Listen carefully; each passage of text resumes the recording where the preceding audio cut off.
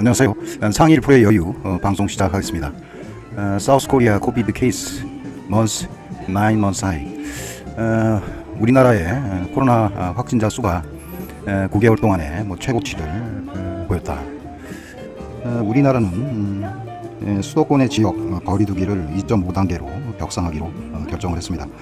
정세균 국무총리는 수도권 2.5단계 조치를 연말까지 3주간 시행한다고 밝혔고, 비수도권 지역의 거리두기 단계 조정도 검토 중이다.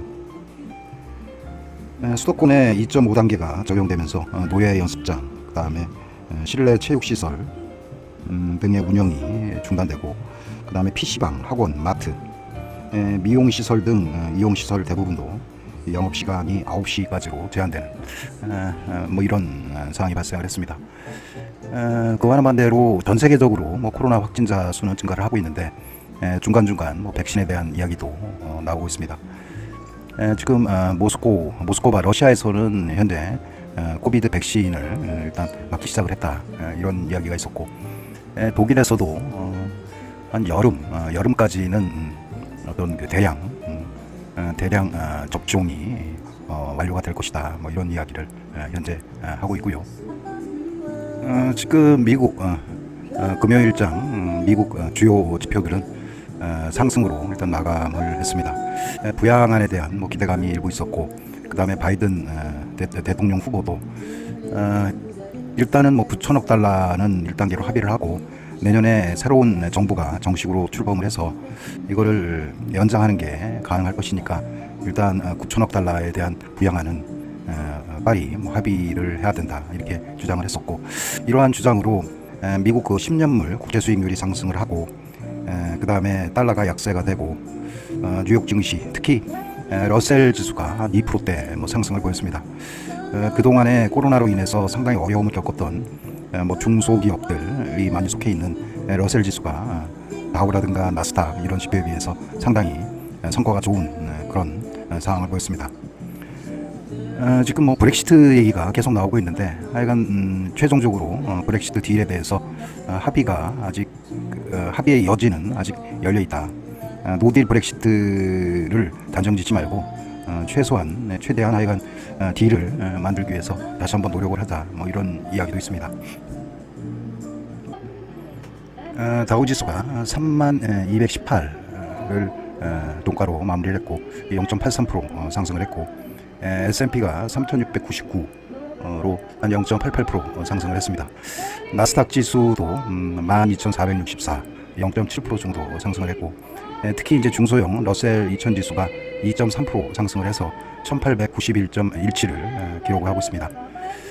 중국 선물도 지금 여기 이제 월봉이고요, 5년치. 현재 그 정고점을 갱신을 하고 어떤 이 돌파의 관성으로 지속적으로 상승을 하고 있습니다. 중국 증시 중에 그래도 정고점을 돌파한 거는 최근에 중국 A주 정도가 상당히 시세가 좋다, 이렇게 생각할 수가 있고요. 러셀 지수 이것도 이제 정고점인데, 정고점을 돌파하면서 추세적으로 이렇게 상승을 하고 있다, 이렇게 볼 수가 있습니다.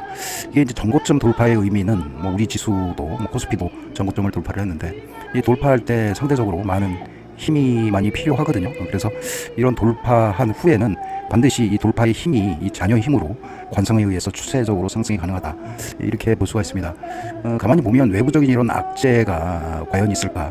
이 악재도 그동안에 우리가 알고 있는 코로나 확진자 수 증가 이런 악재가 아니라 우리가 전혀 예상하지 못했던 블랙 스완 같은 그런 악재가 과연 앞으로 발생할 수 있을까? 혹시 시중금리가 단기적으로 급등을 해서 1.5% 이상으로 상승을 한다던가, 인플레이션이 2%를 갑자기 상승을 한다던가, 이런 우려감 등이 이런 블랙 스완에 해당될 수 있는데, 아직까지는 그러한 징후들은 보여지지 않고 있습니다. 빅스 지수도 현재 22.68, 이제 하단부가 한 10 정도 되거든요. 이번 달에도 강력한 음봉이 발생을 하면서 이 변동성 지수인 빅스가 다소 하향 안정화되고 있다, 이런 생각을 할 수가 있겠습니다. 원달러 환율이 1100원을 하향 돌파를 하면서 1083원을 하향 이탈을 했습니다.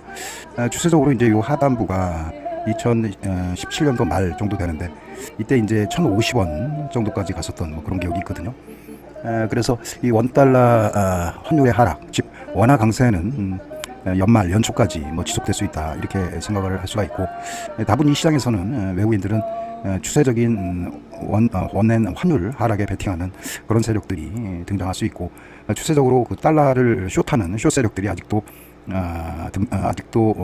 달러에 대한 숏 포지션을 정리를 안 하고 있다, 뭐 이렇게 생각할 수가 있겠습니다. 요거는 뭐 국제 원유 가격인데, 최근에는 국제 원유 가격이 팬데믹 이후에 가파르게 상승을 했었는데, 이게 추세적으로 상승세를 이어가기보다는 중장기적으로 이렇게 하향 추세 상단에 와 있다 이런 생각을 해보고, 이게 이제 옛날에 달러하고 그 다음에 어떤 원유의 어떤 상대적 비교가 가능했는데, 미국의 그 세일 혁명 이후에 달러하고 비교 대상에서 어떤 좀 다소 디커플링이 일어난 그런 상황이라고 볼 수가 있습니다.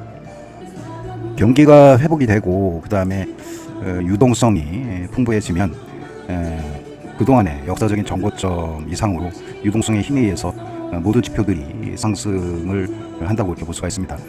이게 어떻게 생각하면 이런 유동성의 배타계수라고 봐야 되는데요. 역시나 그 미스터 마켓의 구리, 경기 상황을 가장 대변하는 구리 가격은 최근에 2016년, 17년 이때와 비교를 해서 지금 고점을 벗겨가는 그런 상황입니다. 그래서 이러한 그 구리 가격의 상승이 어떤 시장 지표의 베타 계수가 상당히 높은 그런 경우다 이렇게 보고, 베타 계수가 높은 종목에 투자를 해야 이러한 유동성에 프라핏을 테이킹하는 그런 투자가 아닐까 이렇게 생각을 하고요.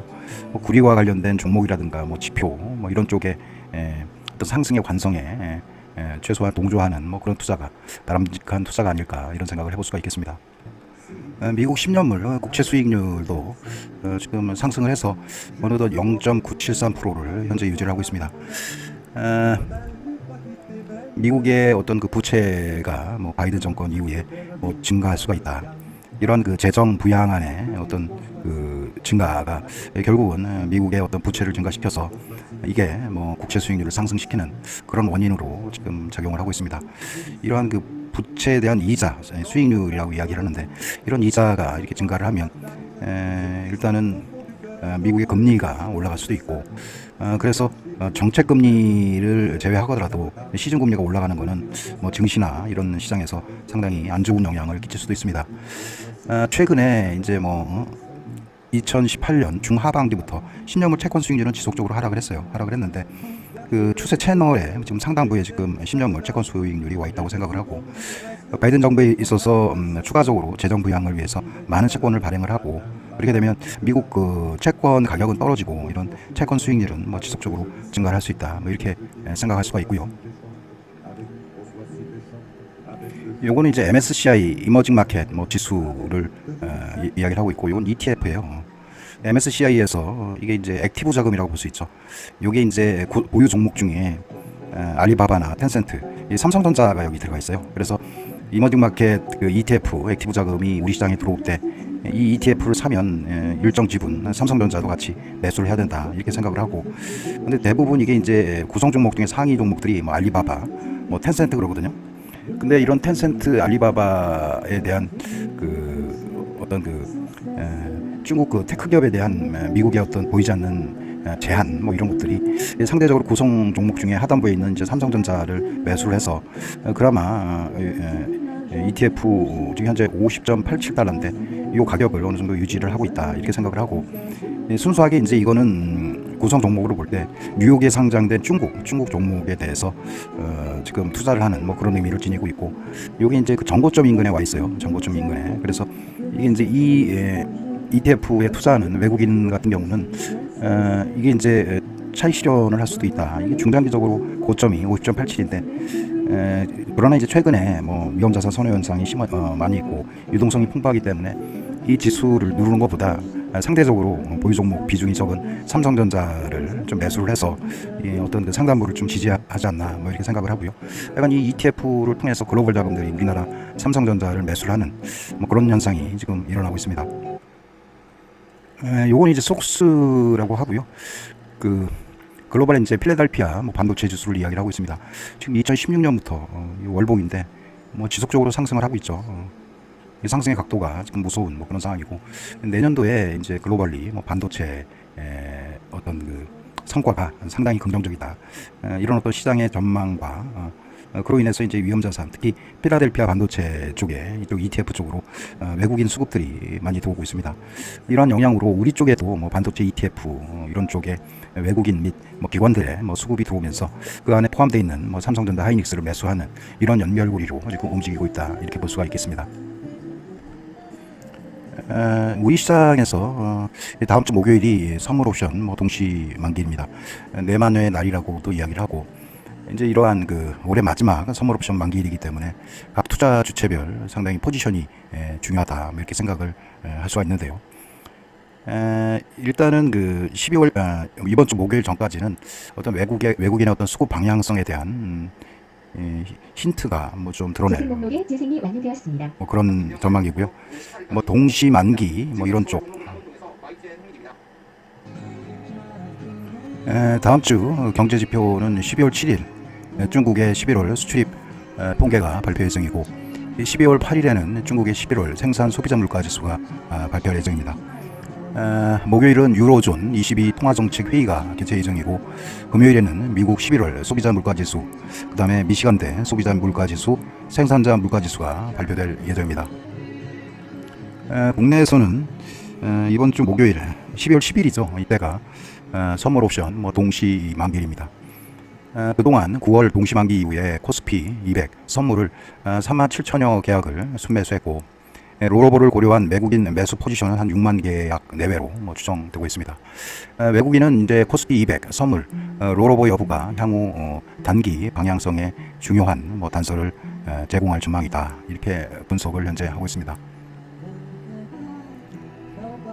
특히 이제 동시만기 전 외국인 수급 방향성에 대한 힌트를 어느 정도 얻을 수 있는데, 이게 이제 그 선물옵션 동시만기일 이후에 어떤 시장의 뭐 방향성을 정하는 그런 중요한 뭐 시점이 될 것이다, 이렇게 예측을 하고 있고, 기존에 외국인들이 그 현물 순매수 기조가 이어지고 있고, 이제 금융투자가 연말 배당 수익 확보를 위한 현물 순매수 가능성을 고려하면 일단은 대형주에 여전히 우호적인 그런 환경이 지속될 것이라고 생각을 하고요. 일단 그 반도체, 2차 전지와 상대적으로 덜 오른 민감주를 담는 전략이 유효하다. 지금 반도체 2차 전지가 연말 연초에 중요한 시장보다 그 성장률이, 수익률이 상당히 뛰어날 것이다, 이런 이야기들이 많이 있거든요. 반도체 하면 뭐 삼성전자, 하이닉스 뭐 그렇게 이야기를 하고, 2차 전자 하면 LG화학 이렇게 돼 있거든요. 우연하게 이게 뭐 코스피 시총 1, 2, 3위를 지금 차지를 하고 있고, 외국인들의 이러한 그 패시브 자금들의 유입은 결국 우리 코스피의 시총을 많이 살 수밖에 없는 뭐 그런 상황이고, 기관들도 최근에 이제 연말 배당 수익 확보를 위해서 이제 매수를 할 수밖에 없는 뭐 그런 상황이거든요. 그래서 외국인의 현물 순매수에 기관도 동조할 수가 있다. 이런 의미에서 올해 연말 내년 초까지 반도체, 2차 전지, 특히 국내 그 코스피 시총 상위 종목들이 상당히 수익률이 아웃퍼폼할 그런 가능성이 상당히 높다, 그렇게 생각을 하고 있습니다. 시장을 평가를 할 때 최근에 이제 과연 그 유동성 장세냐, 뭐 실적 장세냐, 뭐 이렇게 얘기들이 많은데, 유동성과 어떤 실적, 그리고 펀드멘탈이 뒷받침되는 실적 장세의 성격이 복합되어 있다, 이렇게 보셔야 되고요. 유동성과 실적을 뭐 같이 가질 수 있는 게 아까 이야기한 삼성전자, 그 다음에 하이닉스, LG화학 정도가 외국인과 기관의 수급에 어떤 상당히 뭐 긍정적인 지지를 받을 수 있다, 이렇게 생각을 하고요. 이제 뭐 단기 박스권을 형성하면서 뭐 기간 조정에 들어갈 가능성도 어느 정도 있다고 생각을 합니다. 현 시점에서 뭐 추가 진입한 것보다 기존 포지션을 유지해야 한다는 기존의 전략이 상당히 유효한 시점이라고 판단을 하고 있습니다. 이번 주는 좀 특징 종목이 있어서 제가 소개시켜주는 뭐 그런 시간을 갖도록 하겠습니다. 셀트리온 삼형제인데요. 최근에 뭐 치료제 개발, 그 다음에 기업의 성과가 상당히 긍정적이다. 그래서 지금 가격들이 상당히 높은 가격으로 상승을 하고 있습니다. 지금 뭐 셀트리온도 거의 뭐 그 40만 원을 뭐 거의 육박하는 그런 가격대까지 올라왔고, 처음에 셀트리온 제약도 지금 뭐 20만 원을 어느덧 넘어서 지금 상승을 하고 있습니다. 헬스케어도 15만 원을 현재 넘어서 지금 상승을 지속적으로 하고 있고요. 금요일 날 외국인들이 코스닥 매수 상위 1위에 셀트리온 헬스케어를 지금 올려놓은 뭐 그런 상황입니다. 그래서 그러니까 셀트리온 삼형제에 대해서 향후 주가 전망하고 과연 그 외국인들은 어떤 포지션을 취하고 있고 이 상승의 원인이 뭔지에 대해서도 한번 알아보도록 하겠습니다. 이게 이제 셀트리온, 빨간색이 이제 셀트리온이고 이제 셀트리온 헬스케어, 파란색이 이제 셀트리온을 이야기하고 있습니다. 빨간색이 셀트리온 제약이고요.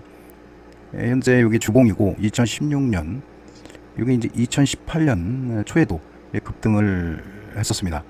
그 당시에 이제 셀트리온이 가장 많이 상승률이 제일 좋았고, 그 다음에는 이제 셀트리온 제약, 그리고 셀트리온 헬스케어는 가격이 많이 상승을 안 했습니다. 그래서 근데 이제 이러한 그런 상황이 지금 셀트리온 제약이 우선 치고 나가고, 그 다음에 셀트리온 헬스케어가 그 다음에 치고 나가고, 이제 막 요게 이제 파란색이 셀트리온이죠. 셀트리온이 치고 나가고, 이제 그 셀트리온 헬스케어가 지금 치고 나가는 뭐 그런 상황이거든요.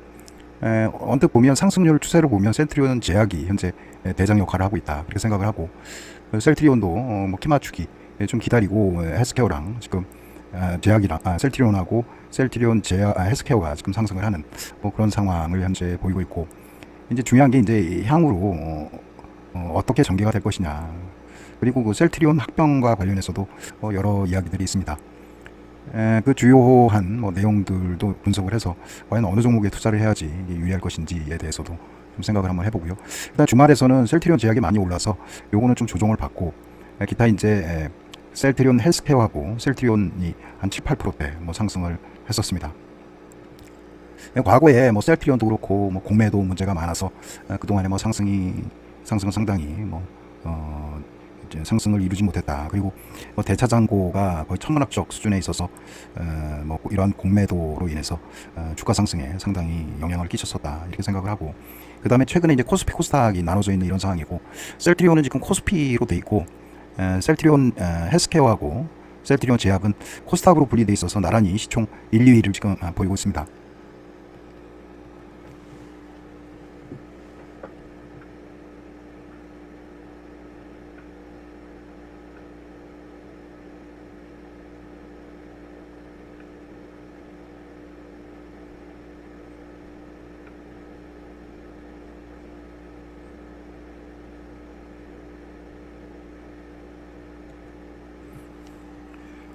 이게 이제 셀트리온 주가거든요. 이게 월봉이고, 연말에 어떤 기관이라든가 외국인들 어떤 수급이 다소 뭐 중요한 영향을 끼칠 수 있다, 이렇게 생각을 할 수가 있는데, 지금 여기서는 지금 외국인들이 정확히 2018년 1월 달에 매수를 했다가 2월 달부터 매도를 하면서 이 시장에 어떤 하락을 만드는 뭐 그런 역할을 했었습니다.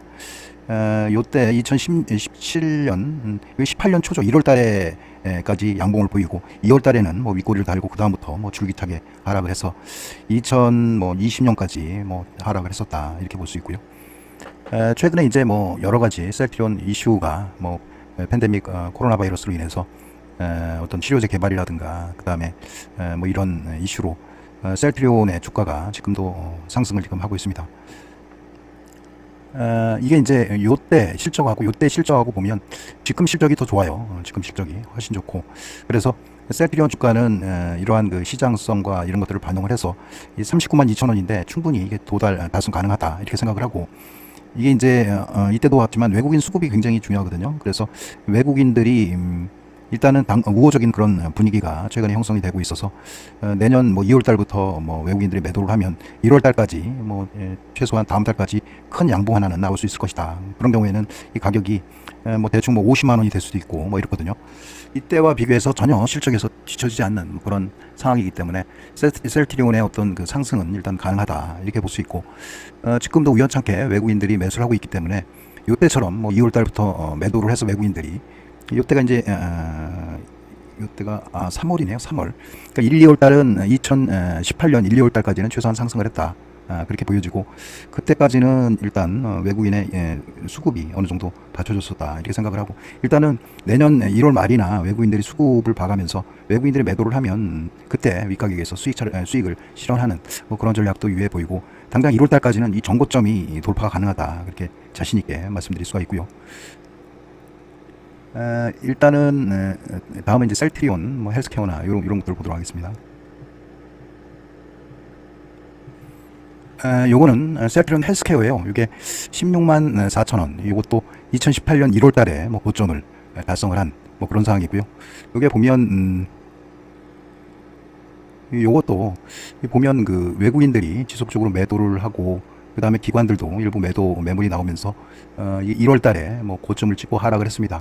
그래서 셀트리온 헬스케어도 1월 달에 이런 장대 양봉 윗꼬리는 나왔어요. 하지만 지금 매수를 해서 1월 달에 뭐 고점에서 팔아도 충분히 여러 성과라든가 실적, 그 다음에 지배구조 이슈 때문에 최소한 한 20만 원 뭐 이상 그 임금까지 뭐 상승이 가능하다, 이렇게 볼 수 있고요. 최근에 이제 외국인들이 매수를 많이 했어요. 그래서 외국인의 수급도 상당히 긍정적이다. 그래서 셀트리온 헬스케어도 외국인들이 뭐 매수를 했기 때문에 최소한 뭐 1월 달까지는 뭐 상승이 가능하고, 이게 이제 보면 월봉상 이렇게 장대 양봉이 2개 나왔잖아요. 이걸 어떻게 보냐면 장대 양봉이 이렇게 3개 나올 때부터는 좀 조심을 하셔야 돼요. 그 다음에 이제 뭐 이런 도치 형태나 뭐 이렇게 되면서 하락으로 이어지는 그런 경우가 많거든요. 그래서 다음 달에도 이런 1월 달에도 장대양봉이 나올 수 있다. 그래서 1월 달에 뭐 더 큰 뭐 상승을 줄 수도 있고, 그리고 또 뭐 외국인 수급이나 그 당시 이제 수급을 봐가면서 대처를 해도 충분히 수익을 거둘 수 있다. 뭐 이런 생각을 해볼 수가 있겠습니다. 주말에 외국의 창구로 셀트리온에 대해서 메릴린치가 20만 주를 매수를 했습니다. 현재 뭐 공매도 금지 기간이고, 이래서 그동안에 이제 장기 물량, 일단 이들이 쇼커버는 일단 가능하거든요. 공매도가 안 될 따름이지.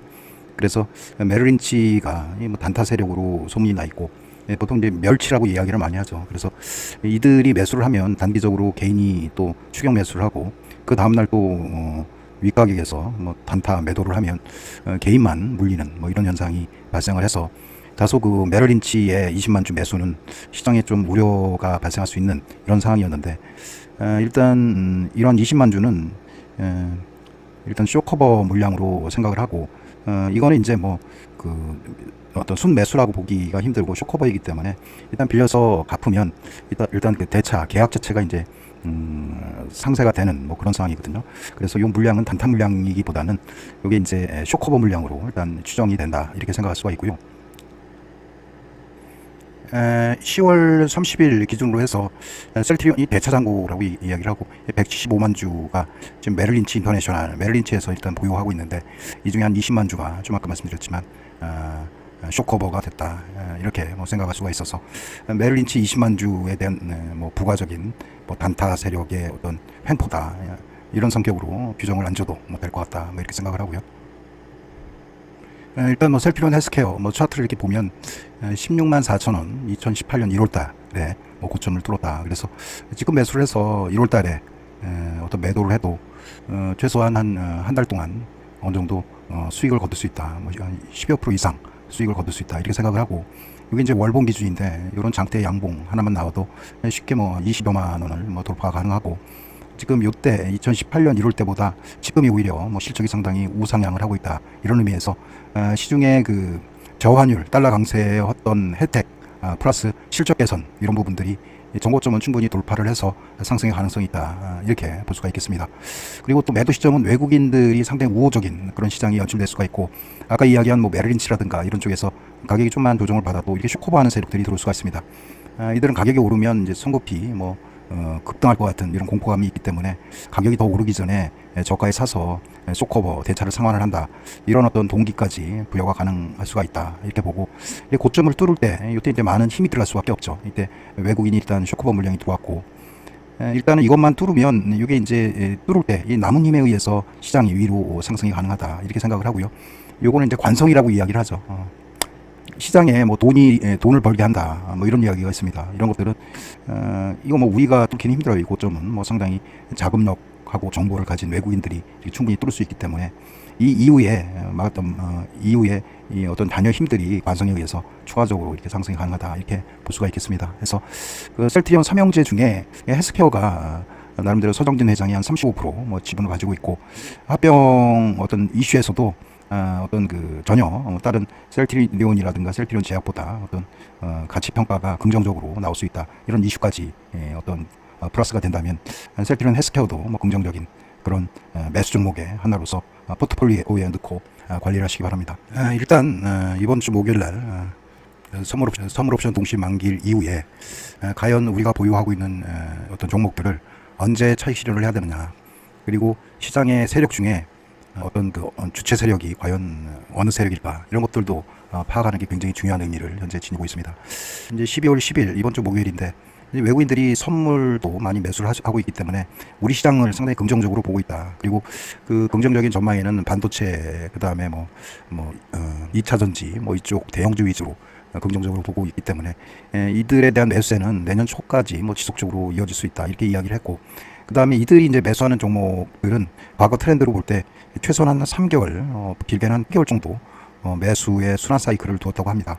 그래서 최소 11월부터 매수를 했다고 하면 내년 12월, 내년 1월까지는 매수를 하기 때문에 외국인 수급은 상당히 긍정적이다, 이렇게 볼 수가 있고요. 대신에 이제 기관들은 이게 이제 올해 1월 달이죠. 2020년 1월 기사를 한번 읽어보도록 하겠습니다. 기관의 현물 매도세가 유독 연초에 나타나는 이유는 배당 때문이다. 배당 기준일, 이거는 올해 1월달 기사니까 2019년 12월 16일을 이야기를 하고 있습니다.